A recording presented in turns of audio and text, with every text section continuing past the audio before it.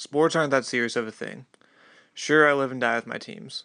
When my team wins a big game, I'm as happy as Goldberg when he made the game-winning goal in Mighty Ducks 3 to beat those varsity jerks. When my team loses a big game, I'm the crying Piccolo girl, at least on the inside. But at the end of the day, I can realize that they're just games. I'll go home from the stadium or I'll turn off the TV. There's always next year where my team will return to once again put me into a glass case of emotion. I forget. I move on. But now more than ever, there are real, serious issues in sports. Things that I get upset about for a little bit, but then, like everything else, I just move on. Things that should make watching sports almost impossible. Things that I shouldn't be able to just move on from. But I do move on, and I move on quickly. Where do I even begin? Well, I'm in college, so let's start with NCAA. I fully believe that college athletes should be compensated with more than just a scholarship. The NCAA, which calls itself a nonprofit, made nearly $1 billion in revenue last year. I believe it's unfair for universities to make insane profits off players' performances on the field, from fans buying tickets to watch the players compete, and even from selling their jerseys.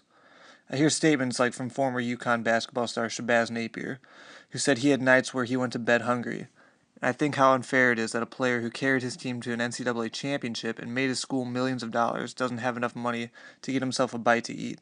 I don't know about you, but to me it doesn't look like Mark Emmert, who's the president of the NCAA, has ever gone to bed hungry.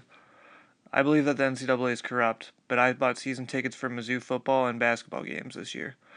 I watched nearly every second of March Madness. I gave money to the NCAA, an institution that I'm vehemently against. I remember when everybody used to get really upset about steroids in sports.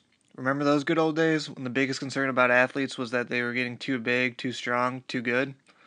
Now when a player gets caught using steroids, people either don't care or they get mad. Not because they cheated, but because they lied about cheating. And even that anger goes away quickly. Alex Rodriguez lied for years about using steroids, and now he's somehow become a sympathetic figure.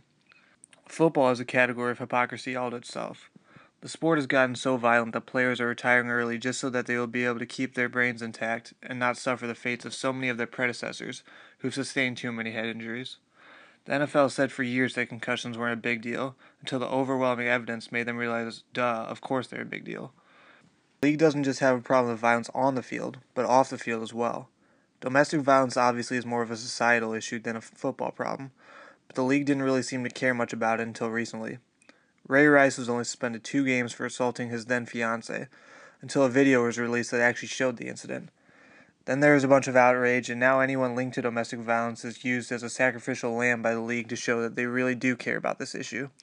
Of course, when Jameis Winston, who has been accused of a rape, was drafted with the first overall pick in the NFL draft, no one batted an eye. All these issues have pundits, fans, and casual observers alike criticizing the NFL, but the league is more popular now than it's ever been. I am a hypocrite. Not only am I a hypocrite, I'm a gigantic part of the problem. When I continue to watch these sports, I'm basically saying I don't care about these issues. Or, more accurately, I care about these issues, but not enough to stop watching. I hate that I watch sports despite all these issues, that I'm continuing to endorse the egregious behaviors of the leagues and players, but I can't help it. I love the product too damn much to stop watching. But I ask myself, where do I draw the line? Will I ever just say enough is enough? Is there really nothing that these people can do to keep me from handing them my money?